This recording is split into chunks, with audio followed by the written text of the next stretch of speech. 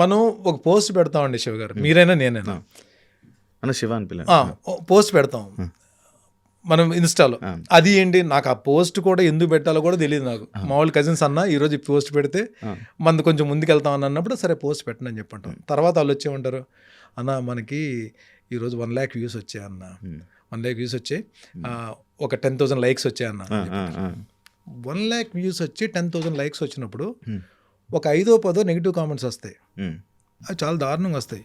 అక్కడ ఆగిపోదామా, లేకపోతే ఇంతమంది మనల్ని మెచ్చుకుంటున్నారని చెప్పి మనం ఒక ఎనర్జీ, పాజిటివ్ ఎనర్జీ తీసుకుని వెళ్దామా? అదే పట్టించుకుంటాం ఆబ్వియస్లీ. నేను మా వాళ్ళకి అదే చెప్పా. నేను 2-3 సార్లు నేను నా ఇన్స్టాలో, నేను ఇన్స్టాలోనే లేను. బిగ్ బాస్ హౌస్లోకి వెళ్ళి వచ్చిన తర్వాత ఒక ఫ్యామిలీ ఫామ్ అయింది, డెవలప్ అయింది.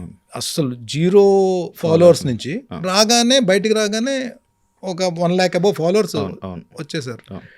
నేను వాళ్ళకి 2-3 సార్లు కూడా నేను మెసేజ్లో ఏం పెట్టానంటే, మీరు బిగ్ బాస్ అయిపోయింది, బిగ్ బాస్ అయిపోయింది. ఇప్పుడు 22 మంది కంటెస్టెంట్స్ కూడా ఎవరి కెరీర్లో వాళ్ళు బిజీ ఉన్నారు, ఎవరి కెరీర్ వాళ్ళు చూసుకుంటున్నారు.